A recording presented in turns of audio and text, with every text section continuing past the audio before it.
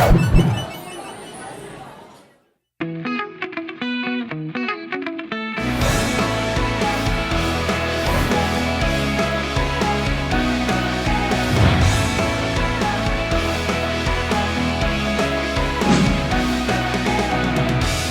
guys, I'm Zhin And I'm Jia Hui. and recently we did an episode on the Geylang Ramadan Bazaar in Singapore, and many of you say that it's overpriced, too many hipster food. So today we are at Johor Bahru at the Ramadan Bazaar near Angsana Mall. Actually, more than 50 bazaars in JB, but this one here is one of the most popular and biggest bazaars. So we are here today to check out some of the food that you cannot find in Singapore. Let's go! It's the time to break the fast and I haven't eaten the whole day. I want to drink. The whole bazaar is kind of winding down. But I think like the most interesting part is that they actually brought mats to sit on the floor together as a family to actually like break fast together, which is not something that you would see in Singapore, to be honest. The entire mood is just kind of now silent because everyone's just eating. So it's time for us to eat as well. So we found this and we're sitting here with our food laid out, and I'm so excited to eat them. We will start off with this. This is called the nasi ambeng, but I think the difference between the ones in Singapore and the one that we have in JB is the fact that they actually combine noodles with the rice itself, and also like this particular spicy sauce. It's meat inside, right? Yeah, it's meat. It's chicken sambal actually. The thing about nasi ambeng, later people say I'm unhygienic. You are. But if I don't pick up, people say I waste food. Okay. Right? There's a little bit of spiciness that kicks in at the back, but I like that they had a small little fried fish that is quite salty. It's like mini ikan bilis. Wow. This is a messy affair, man. I'm gonna try the chicken because it looks really, really juicy. The sauce is actually very, very sweet. Slightly oily, but I can forgive that because it's bazaar food, right? The sauce goes well with like the noodles and the rice and all the vegetables. Yeah, this one here is 6 ringgit, which is about 2 Sing dollars for the portion. It's very worth it. Maybe because I'm hungry, that's why. Everything also I like. Next one we're going to try this too. So peppers here is actually chicken inside, and the satay is fish. It's very, very fragrant. It's like otah. Yeah, but less red. It's really good. Really, really. Oh, this is good. I'm very surprised, right? And it's a little bit spicy with like lemongrass taste. The meat itself is a lot. Yeah.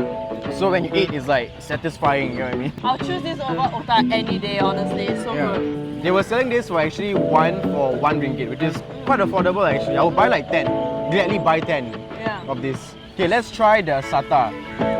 It is very charred. And the color, actually I thought it was gonna be like red. Yeah. Like otah, but it's brown. It looks like the Chinese dumpling, you know, the 粽子, like the mini version, because of the rough edges, so it looks like glutinous rice. I'm not really a fan of this. It tastes a little bit sour, which I think might be because of the fish, but I'm not really sure. The peppers, I think, It's the best. yeah, it's like really peppers the is best. the best. Yeah. It rhymes. Honestly, I like the peppers a lot more. Yeah. I'll give it like 8.5 out of 10. For me, it's a 9. I wouldn't give a 10 because for 1 ringgit is quite expensive. So maybe we should have a break from food and Yes. try some drink. It looks like a terrarium. We were very drawn to this when he was making the drink. So this is called a herb soda.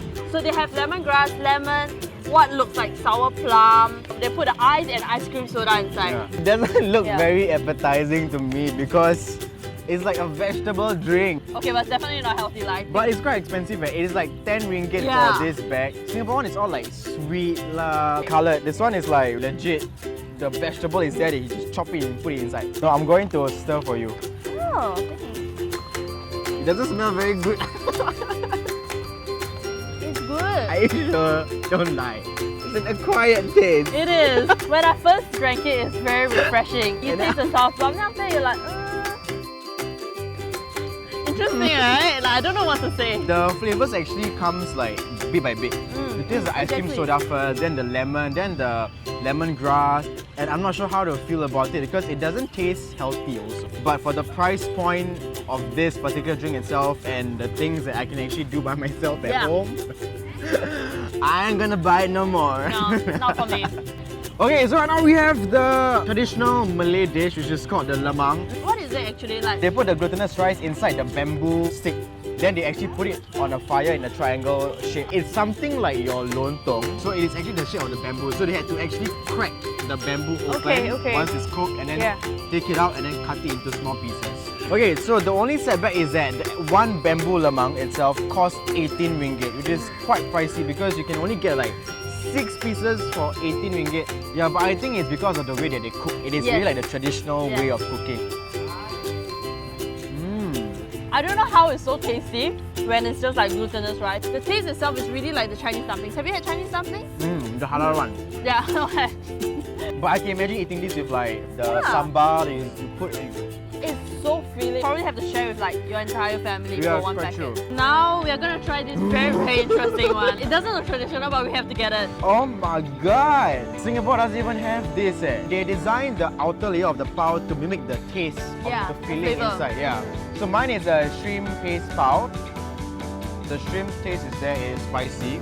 But I think that the pao itself is too thick. You know the mini shrimp? So in Chinese they call it xiami. It tastes like that, but it's a little bit spicy. So quite interesting. It's not too bad, but I don't like the pao itself. Okay, now we're gonna try the red chili one. I'm not looking forward to it. It just looks very interesting. Ooh. Oh, wow. So, You know like the nasi lemak chili as well? Yeah. It smells like that. surprisingly good. I prefer this better than the shrimp paste one. Okay, so actually this one is not just chili, but it's chili with anchovies. So it's like crunchy, it's spicy, it's actually very flavorful. Like the shrimp one was very little filling, but this one is it's a lot. This one is worth it. Yeah. Alright, we're down to the last 3 finger food. When we first saw it, we thought it was a cookie. But actually it is not. It is called menggelek. It is actually dal beans that is being made into a paste into like a cookie shape lah. It's like, you know, like the vade, but like the cookie version, and it is supposedly spicy, and you're supposed to eat it with the green chili. Okay, it smells like the muruku. It smells like falafel to me. I'm very excited because I love falafel. I said it smells like falafel and it tastes like falafel, but even better because of the crunchiness. I love it so much. It is cheap, it is super fast to get, and it's tasty. And the chili is free. Okay, so we're gonna end off with 2 sweet items. Okay, so this is called the derendam. The person actually told us that it is actually rice flour with brown sugar cooked together. So it's like a mini donut. Yeah, it's very interesting. They were making it on the spot, like rolling it into a small little ball and then they just fry it on the spot. Yeah, it smells really sweet as well. Okay. It's very sweet. It is very, very, very sweet. It's like biting the brown sugar.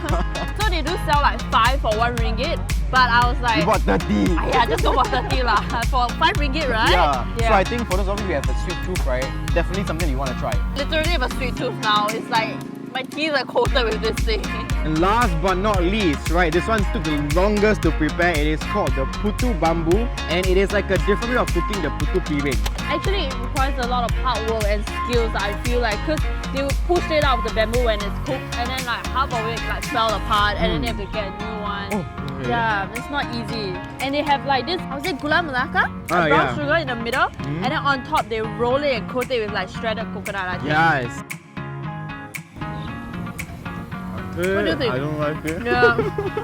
That's why I liked it, because like I could taste the brown sugar crunch. And I was like, oh, so interesting. And then after a while, when I taste the green part, it's a little bit sour. Again, I don't know if it's meant to be like that. It looks fantastic, but the taste, Nah. putu piring is better because like the flour is thinner. Yeah. This one is very thick. There really isn't much texture to it. Like it just breaks apart inside. I was kind of expecting like a little bit of chewy and then like pandan taste, maybe coconut, fragrant, but there was nothing. It was just like brown sugar. Then that's about it. It disappears. Yeah. So we're finally done touring the entire bazaar in JB near Angsana Mall, and it has been quite an experience.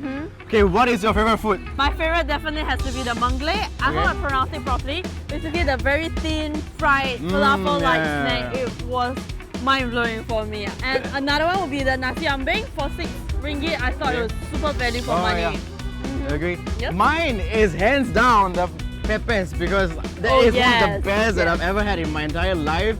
and even Singapore doesn't have it. So I'm definitely gonna get it when I come back here.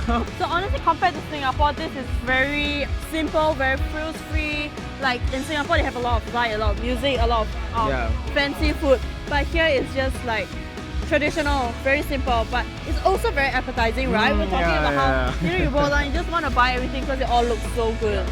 No, plus I think the fact that like they actually have mats for people to sit and eat together as like a community itself, I think that is pretty amazing. Plus the foods are all really simple. There is no like coloring, hipster, whatever. It is back to basics. My favorite part will be that about 7 o'clock, the vendors and everyone, including vendors, customers, they are all settling down, they stop work, they get their food, they put it on the mat and everyone break fast together. I think that's like a very, very nice feeling. Like the spirit of the entire fasting month is there. Yes. No, but I think the quality of the food is very different because Singapore has like all the hipster foods.